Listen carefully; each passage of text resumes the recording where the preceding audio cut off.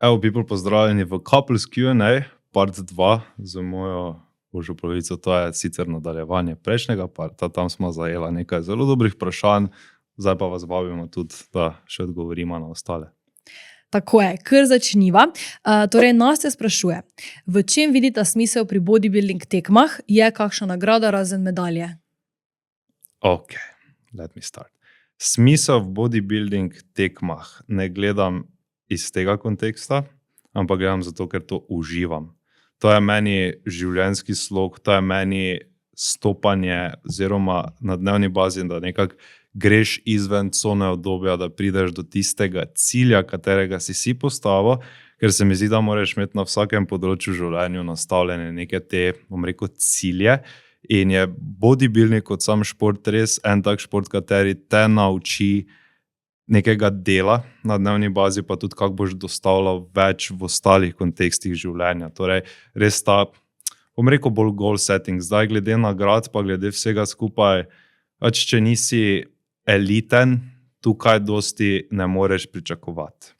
Ogromno bo tu izhajalo bolj iz socialnih omrežij, iz trenerstva, torej nek drugačen tip zaslužka, iz, bom rekel, bolj sponzorjev, supplement companyjev oziroma teh, bom rekel, tako so Jimbeam, MyProtein, torej dansko trgovine oziroma podjetja z pripomočki za z glave mi je padlo. Torej, pač pripomočki za to, kar ti potrebuješ. Za lifestyle. Za lifestyle, ja.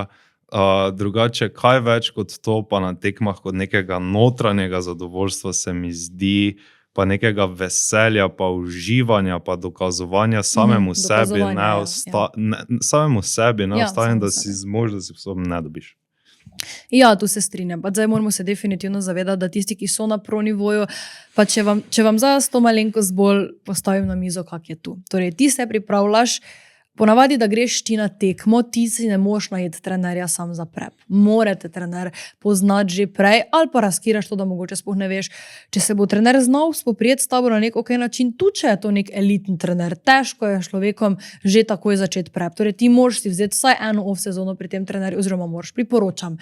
Torej, cene trenerjev v Sloveniji so manjše, v tujini 200 plus, v tujini še več. Saj je 200 plus tudi več spada tu zraven, dansko 200 plus, torej to imaš od trenerja. Moraš jesti zdravo, vsi vemo pač, ok, sorry, not sorry, meso je drago. Omega 3 so stvari, ki jaz priporočam vsaki ženski, omega 3, krill oil, pač te stvari, če greš v bodybuilding, je fajn imeti, ker se gre za tvoje telo. Če ni problema dati v Zari 100 evrov na mesec za oblačila, ki iskreno premisliš, jih rabim zraven polne omare, potem tudi ne bi smel biti problem davati v sebe. Vsi se mi zdi, da danes preveč skrbimo, kaj boš ti dal na sebe, kaj boš imel. Pač tebi računalnik umre po 3 letih. Ti v svojem telesu, če imaš srečo, živiš do 70, dajmo se potruditi. Torej, zdaj sem malo zašla, ampak to. Torej, daš za hrano, daš za karto za fitness. Definitivno je to zelo drag šport. In tisti proji, ja, ok, imajo neke sponzore, ampak marsikdo tudi ne. Marsikdo je pro tekmovalec, pa ima z vidika sledilcev na Instagramu 5K. Če ti pro tekmo zmagaš, dobiš po moje maksimalno 4 urje, na katero se ti pripravljaš. Odvisno spet od tekme. Imamo pa recimo Jagodino v Srbiji, ko pa dobi amaterska bikinika, če zmaga 800 evrov recimo. Spet odvisno, kjer od tekmo greš. Ampak pač bodybuilding ni šport, od katerega boš ti direktno živel, indirektno pa od njega ogromno pridobiš stranke, pridobiš spoštovanje ljudi, pridobiš tudi nek status, pa pridobiš na koncu to, kaj je Gašper rekel, torej to dejansko, da ti to narediš za sebe. Pač dejstvo je, da tega ne moreš kupiti. Tega ne moreš kupiti, ja, vse tega, lahko kupiš. Tega, kako zgledaš na odru, ne moreš kupiti. In pač glavni problem je samo to, da je to neki del polnosti, kaj ti dane. Ja. Gremo na naslednjo vprašanje. Tija je vprašala, zdaj pa sicer ne vem, za koga je to vprašanje, ampak lahko oba da odgovorima. Kaj je zate bil najtežji del prepa? Torej, prep je preparation, torej priprave na tekmo, ki ponavadi trajajo recimo 13 do 24 tednov. 13 za proje, 20 do 24 za nekega poprečnega človeka. Okay. Kaj je bil tebi najtežji del? Iskreno, sploh ne lakota. Dokler si v glavi konstantno govoriš, 600 obrokov na dan imam, nisem lačen, lačni so otroci v Afriki, ne bom umrl.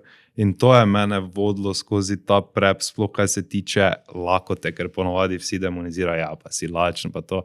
Mene ne moti toliko to glede priprav, pač to ni bil moj problem. Moj problem je bil nizki status energije, zato da nisem mogel nuditi ljudem, pa ljudem, tako strankam, tako ljudem v okolici, okoli sebe. Bolj me je ta kontekst priprav zmotil, ampak nič drugega, pač užival sem v vsakem dnevu, v vsakem koraku, kaj sem ga naredil. Praktično ne bi tako izpostavil neke take težke točke. Je mentalno težko, ja, pač se to je pač sploh ta faza, ne, pač tako se moraš sprijazniti s tem. Ampak ne bi rekel, da mi je bilo kaj tako res ekstremno težko, drugo kot to pač, da se na eni točki začneš počutiti res slabo. Ja, jaz bi pa rekla, da mi je najtežji del, ki se ga zdaj spomnim in se ga tudi najbolj bojim na naslednjem prepu, ker pač to se moramo zavedati, to so pač ekstremni športi. Pač, dobro, marsikdo bi rekel, da bodybuilding ni šport, za mene je, ampak to, da ti nimaš energije, da ti lahko to že nekako zdržiš, pa to zdaj mi, da se ne bomo narobe razumeli. Najverjetneje je nek bodybuilder, tudi ko je na piku prepa, poje več kot neka poprečna oseba, ki pozabi jesti čez dan, zato ker mi vseeno imamo obroke. Ti vseeno imaš 5 do 6 obrokov na dan, niso zdaj to obroki gigantski, ampak pač poješ. Največji problem je meni bil pomanjkanje energije med treningom in komaj takrat, jaz tudi vedno rečem, tudi mojim strankam, ko mi reče, super teden sem imela, treningi so bili bomba, jaz rečem, brutalno. Ceni to, ne? Ceni to, ja. Ampak najbolj pomembno je, da ti grizeš takrat, ko nimaš super tedna, ko si v stresu, ko je kortizol skozi streho in to je bilo meni najbolj, da ti itak nimaš energije, vlečeš se čez dan in potem moraš ti narediti heavy hip thrusts.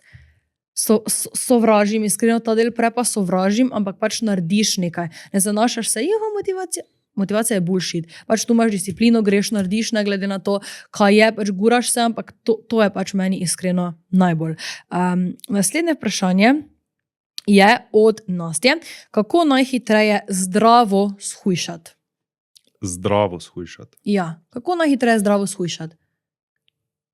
Preprosto je treba telesu dati to, kar rabi, iz vidika mikro pa makronutrientov, gibati se več, ustvariti net kalorični deficit oziroma primanjkljaj, torej pokuriti več, kot dejansko zaužiješ.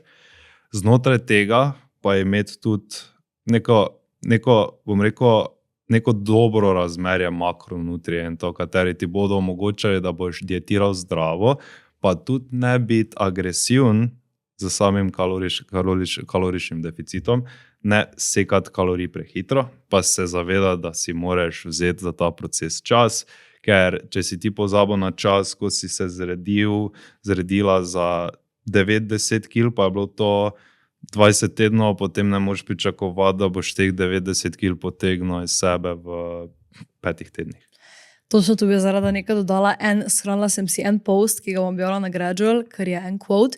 In sicer to je v angleščini, bom povedala slovenščini, da če si ti hodil po neki poti, naprimer čez gozd 1 leto, zakaj pričakuješ, da boš ti po tej poti nazaj prišel v 1 tednu? Ja. Toliko časa, kot si bil na poti tja, toliko časa, ali pa mogoče malo manj, boš hodil na poti nazaj. Vzameš več, če hočeš, da je zdravo. Ja, tako je vprašal. Zdravo. Tako tu bi jaz rekla, da največji problem, kaj si ga ljudje dajo, je to, da sekajo vse. Da reče, ok, jaz moram skušati, dam si toliko kardija, vaj, a pa ponovej ti ne dajo vaj za moč, kar se še potem odraža v tej postavi skinny fat. Tega ne morem povedati po dansko-slovensko, ker ni neke lepe fraze. Skinny fat, torej, da si ti še vedno imaš maščobo, ampak se počutiš skinny. To je zato, ker nimaš mišične mase. Tako da dajo kardio, znižajo hrano, režejo vse hidrate, torej basically vse, kaj ti pač dava vsaj meni voljo do življenja, torej testenine, riž, kruh. Vsi smo zgrajeni. Ja, itd., ki ti to dajo potem hidrati energijo, nimajo energije, počutijo se za en k, spijo za en k. Ja, ti boš zgubil v roku 2 tednov, že zaradi tega, ker nimaš hidratov, ker nimaš verjetno tudi vode v telesu. Vprašanje je še sploh, kaj se potem zadaj dogaja. Ni pa nekaj vprašanje, kaj se še potem zadaj dogaja. In pol, to traja mogoče 2-3 tedne, pol pa je ta jojo efekt. Zato bi jaz ravno rekla, tako je Gašper rekel, id v blagi deficit, pusti si enkrat na teden, da greš ven s kolegi, pa spi en mojito, pa pojej tisti hamburger, ker samo na tak način boš ti lahko to vzdrževal, ali pa ne vem, idi k mami na kosilo, ampak pač vzdržuj to. Kombinacija športa, torej treningov za moč, korakov pa deficita, pa si vzeti res 6, 7, 8, 9 mesecev in narediti to. Začeti pravi čas, ne pa brisati nečesa, veš, ko veš, da ti že vse leze okolje. Ja. Zvoniti po to, če je prepozno. Ja. Si še misel nekaj dodati? Ne, vse je ok. Okay. Odgovori na to. Torej Alina sprašuje, ali so mandlji, torej mandlji oreščki, dobri za rast gluteus mišic? Torej gluteus zadnjica. Torej za rast mišic bojo dobri tak mandlji, kot vsako hranilo, kaj se da ponavadi na jezik, razen, če ni to res neke vrste transmaščoba, ampak spet ni transmaščoba, problem so količine. V glavnem, potrebno za rast gluteusa bo spet kalorični presežek v osnovi, torej ne toliko mandlji, z mandlji lahko ti ustvariš nek kalorični suficit, ampak jaz se ne bi zanašal na vnos maščob.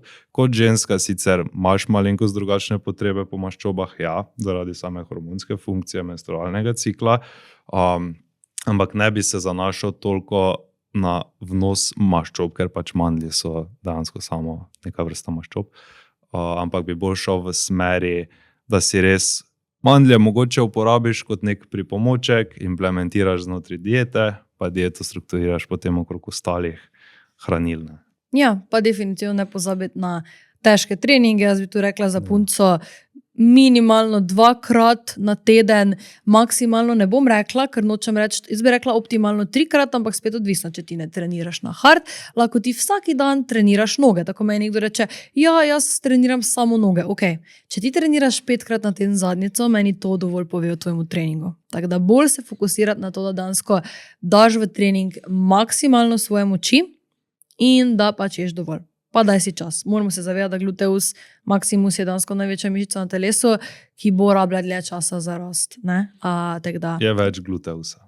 Je tudi stranski glut, na primer. Je tudi ni spet ena mišica, zadnjica je iz 3 mišic sestavljena, tega se zaveda, da pol dosti punc hoče neko perfektno obliko. Vzami si čas, sam to. Naslednje vprašanje, potem je vprašal Matevž, torej ena stranka pri Gradual, najverjetneje za Gašperja, kako sprejemaš negativne komentarje in kriticizem od ljudi? I don't give a flying fuck. Zakaj? Zato, ker jaz vem, kaj delam, pogleda človek na spletno stran, bo videl transformacije. Lahko se tudi vpraša človeka, s katerim delam, kako jaz delam, ampak kako se soočam s tem, iskreno, pač preprosto včasih se sekiram, ampak ne zato, ampak zato, ker mi dvigne pritisk, ker je pač preprosto danes populacija tako omejena, ker si nekako ne upa razmišljati širše. Po eni strani pa vsi pravijo vedno, da je več poti, ki vodijo v Rim. Potem pa to je moja pot, ki vodi mene v Rim. Jaz se za tvojo potjo potem ne bom sekiral. Ne križata se, ne? Torej pač ju ne križaj. Ne bom prišla na skupno vejo, zato pač se jaz s tabo ne bom ukvarjal. In tu pač jaz zaključim te pogovore, verjamem, pa da bi če bi se jaz spuščal v konflikte, da bi lahko dokazal marsikomu, da ima narobe, pa da se loteva stvari narobe. Ampak tega ne delam. Zakaj?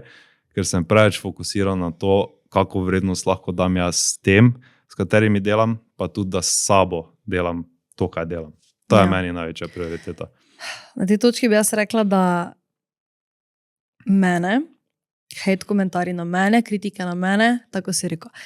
Vseeno mi je, napiše mi nekdo, kaki nos imaš, napiše mi nekdo, kaka si, napiše mi nekdo to, tečna si. I don't give a shit, ampak ko pa se prije do Gašpera, jaz sem kot tista mačka nasršena, ker pa to pa mene tako hudo razkuri. Zakaj me to razkuri? Ok, nekdo bi rekel, Gašper, ne vem, dela to pa to. Ok, vredo, če se ga to tiče, vredo. Vsak je kdaj ti. Da bi v bistvu Gašper je, ne vem, tečen. Ok, vredo, tudi meni je kdaj tečen, ne, tudi jaz sem da videl. Ampak da napiše, ko pa govorijo okoli, pa pišejo okoli stvari, kot so, ne vem, Gašper piše strankam od drugih trenerjev. Ni res. Pa tudi ti veš, da ni res. Ogromno strank od drugih trenerjev piše Gašperju. Tega to bi vam jaz položila na srce. Če imate trenerja, zaupajte tistemu trenerju, ne pisati drugemu trenerju, ker delate sramoto in sebi in vašemu trenerju in delate nepotreben bif. Druga stvar, ki se vtikujejo v Gašperja, je to, torej način njegovega dela. Ok, on ima svoj način dela. Če on ne pluva po vašem načinu dela, ok, that's it. Jaz pa mislim, da se bodo stvari na dolgi rok definitivno pokazale, da se bo pokazalo to in na poškodbah, in na zadovoljstvu. Jaz mislim, da noben človek še od tebe ni šel stran, ker ne bi bil zadovoljen. Grejo pa ljudje stran in od tebe in od mene, ker zahtevamo preveč mogoče od njih. Točno to, ker je previsok standard coachinga in to sem jaz vedno poudarjal, da pač problem pri nama, zato ker nudimo preveč, kaj bi človek lahko prebavil in ker imamo mogoče včasih previsoka pričakovanja in ker bi folk pač rad tisti bare minimum, ampak to mi dva potrebujemo kot trenerja, to gradivo mi dva rabimo, zato da ti lahko pomagamo. Če nisi pripravljen tega dostaviti, ok, dostavi na drugačen način, ampak samo da se najde skupna pot. Jaz ne forsiram nobenega, jaz bi pač rad samo ti omogočil napredek. Ker zato si pri meni, da ti pomagam do cilja. To je to. Ja, tu se jaz definitivno strinjam. Je pa še ena stvar in to je, da ne bo za kdo narobe razumel. Mi dva ne pričakujeva enako od človeka, torej če pride k meni 45-letna mamica 4 otrok, itak, razumeš, njej ni cilj, ali pa če je cilj, se dela drugače, ampak če njej ni cilj iti na oder, če njej ni cilj zgledati najboljše možno, če ona ne bo uporabljala steroidov, če moramo mi tu samo malenko zamenjati njen življenjski stil, jaz od nje ne bom pričakovala toliko, koliko bom pričakovala naprimer od ene moje punce, ki mi bo šla na tekmo, ki moram jaz točno vedeti, ok, takrat si dobila menstruacijo, kdaj je bil kak off meal, si naredila te korake, si dovolj spala, si mi vse povedala, ne? Tako da tu se potem spet stvari razlikujejo, tako si ti prej tudi rekel, po valencah, ne? Zdaj pa vprašanje, torej glede naju, malenkost bolj globoko, sta se spopadala z kakšnimi duševnimi motnjami med puberteto? Kaj? Kaj jaz pa regeš ti? Lahko jaz bom začela. Torej, jaz bi rekla dejansko, jaz sem imela v smislu eating disorder, ker pač ED je dejansko duševna motnja, se ti spremeni način miselnosti in pač sem imela na eni točki tudi anoreksijo, smo ravno z Nastjo, če vas zanima več, tudi o tem predelali v eni izmed prejšnjih epizod na podcastu. Torej, anoreksija nima oblike. Torej, anoreksija ni to, da si ti shiran do amena. Anoreksija je že to, da sem recimo izgubila 9 kg v po moje 2 mesecih, ker nisem nič jedla. Sem mogoče pojedla, ne nič, to za ni spet ni, da sem to spet narobe rekla, ampak jedla sem zelo malo, zelo premalo v smislu zjutraj, ne vem, 1 jajčka, potem sem si vzela en košček toastka, pa tisto eno malo posodico češenj, pa zvečer recimo 2 kumarci, ne. In to je bilo pri meni, kar se je pol malo tudi preveslo, ampak jaz nisem nikoli potem imela binge eatinga v smislu, da se mi to dnevno, ampak se mi je mogoče enkrat na 2 tedna, tako da to bi jaz rekla, da sem imela z tega vidika. Tako da ja, to je pri meni. Kaj pa bi ti rekel? Jaz pa moram reči, da je pač en traumatični dogodek, kateri je bil bolj nekako, pač vodila v depresijo, ampak po moje je bil bolj PTSD od nečesa. Definitivno bi rekel, da ko sem prvič probal ganđo, pa ko sem je probal preveč in je potem ta stvar definitivno vodila v ogromno anksioznost, ogromno depresijo, pač jaz sploh dobesedno nisem vedel, da obstajam. Jaz sem imel po moje pol leta brain fog, paranojo. Jaz sem mislil, da mi dobesedno ljudje v hrano, ker sem si pač mil prepol že skozi srednjo šolo, sem mislil, da mi ljudje nastavljajo dobesedno neke droge ali pa karkoli, da se jaz tako konstantno počutim in to je bilo pol leta, ker sem tudi potem imel pač terapeutko, pa vse skupaj, kaj dosti se ni uspelo rešiti, ker sem pač dal dejansko samo čas v čas, ampak je pa res bilo ogromno in to pa je bilo, mislim, da iz drugega v tretji letnik srednje šole. Kaj pa ti je zakaj pa si imel taki občutek, da ti nekdo nekaj nastavlja? Paranojo sem imel, zato ker sem mislil, da me pač nekdo zastrupa, zato ker sem se konstantno počutil v takem brain fogu, ker pač nisem imel sploh te percepcije, da bi obstajal v tistem trenutku tam. Torej, pač ne morem opisati, ampak bilo je grozno, kot da bi izgubil nekako svojo osebnost. Kot da bi šel jaz ven iz sebe. Pa si ganđo probal sam, namerno si jo skadil? Ne, kuk je bil. Ok. Edible. Ok, in kdaj, kje si bil v tem prostoru? Pač kje si bil, s kom si bil? Ne, pač to je bilo na enem šolskem izletu, ko smo imeli. To je bilo na šolskem izletu, ampak je bilo to malo bolj tak vse skupaj in je bila prevelika količina. In smo bili v Ljubljani. Smo bili v centru Ljubljane. Pa si ti to namerno pojedel, si vedel, da je noter trava? Takrat ne, pol sem zvedel. Ok, torej so ti dobesedno podtaknili. Pol sem vedel, ja. Pol sem zvedel. No, od tu izvira potem, ne? Ja. Da imaš ti dejansko neko travmo. To drugače sem jaz zdaj prvi slišala, da je on imel potem travmo, da bi mu nekaj nastavilo v hrano. Ne? Sva že govorila o tej situaciji, ampak ja. Od tu potem dejansko to izvira, ne? Da si se ti potem bal, da ti nekaj potika. To je bilo potem ta izkušnja, pol se spomnim, da smo bili v Ljubljani. Jaz sem bil tak zvožen od onega, pač to sploh ne morem opisati, pač to sem se tresel, to je pač ne morem opisati, pač zelo bad trip, če lahko rečem na ta način, tako da. In to bo še zadnje vprašanje za danes, ki bo od mene za tebe. Ti je ta izkušnja, ki si jo imel torej tukaj z temi ljudmi, ki verjetno si jih smatral kot svoje prijatelje, potem zbudila tudi kako nezaupanje do ljudi na splošno po tej situaciji? Mogoče je malenko zdalo v meni prebudilo neki ta čut, če človek res iskren, ali če se zgolj samo predstavlja, ker jaz sem zelo dober v branju človeka. Torej, jaz bom videl, kdo je iskren, ko pristopi do mene, kdo je malo bolj fake, torej bolj iz tega, da sem malenkost bolj pazljiv, zato imam tudi taki mali krog ljudi potem okrog sebe. Pač jaz imam tebe, jaz imam starše, pa pač tu se pri meni iskreno potem na koncu zaključi, pač jaz ful nimam ljudi okoli sebe, ampak mi paše tako. Pač iskreno mi paše zato, ker imam delo, imam šport, imam tebe, imam starše, imam ostale fokuse in to je pač meni tista največja prioriteta. Tako si ne spuščam več ljudi pretiroma blizu, ker sem bil že pač razočaran. Ja, si se že opekel.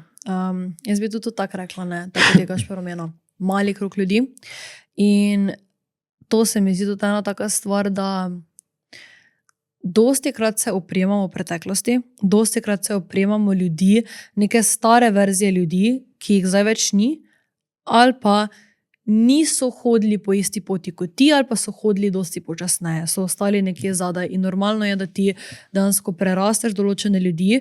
Je težko, jaz sem imela dosti takih situacij v življenju, ko včasih moraš narediti neko samo refleksijo, razmisli za nazaj, iti v neki težki občutek ga predelati, ker pač je dejansko to nek grif, ne, ko ti gre neka oseba stran, ki si misli, da bo pač vedno tu s tabo, ampak si pač pustiti to.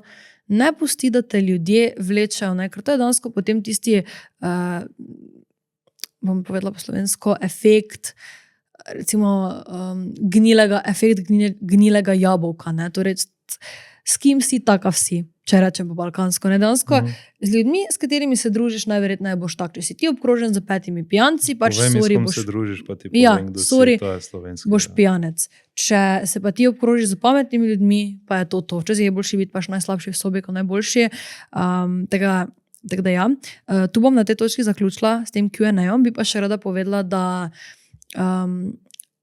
sem ponosna na tebe, na Naju, na Gradual, da se res trudiva s tem, kaj delava, ker se mi zdi, da res dostavljava servis tako, kot se servis dostavi. Spodobi. Ja, da pri nama profesionalno. Profesionalno. Gledava na to res kot na neko službo, ni tu časa odgovora en teden, če se stvari pošljajo, pri tebi so še odgovorene malo hitreje, pri meni si nekje maksimalno v 2 dneh se vse vedno odgovori, vse se korektno pregleda. In za tiste, ki mogoče ne verjamete moji besedi na tej točki ali pa recimo Gašperjevi besedi, spodaj v opisu bova pustila link do najne Gradual spletne strani, kjer si lahko preberete mnenja strank, ki so napisane z imeni, priimki, bi še ti rad kaj dodal, transformacije. Iskreno mislim, da transformacija pove ogromno. Mislim, da Instagram profil pove ogromno, sploh zato, kako dolgo delamo to. Pa ne kako dolgo, ampak z kakšno populacijo, da je vsa vrsta populacije, da je bodybuilder, da je življenjski slog. Da je moški, ženska, da je 16 moški, let, ženska, pa da je 50 let. Ne, Ja. Torej, tu potem vidiš, kdo je pa kdo ni. To je z mojega konteksta. Tako da to je to. Hvala ti, ker si prišel. Vi pa pojdite si pogledati part 1, če še ga niste pogledali, pojdite si pogledati podcast z Gašperjem, v katerem se dotaknemo malo Gašperjevega otroščanja. Gašperjevega odraščanja, otroštva, prepa, trenerjev, cen, na koncu pa tudi strankic. Malo znanja. Ja, tudi znanja, tudi ogromno pametnih stvari pove. Tako da hvala ti, pa se vidimo naslednji teden. Čau! Čau.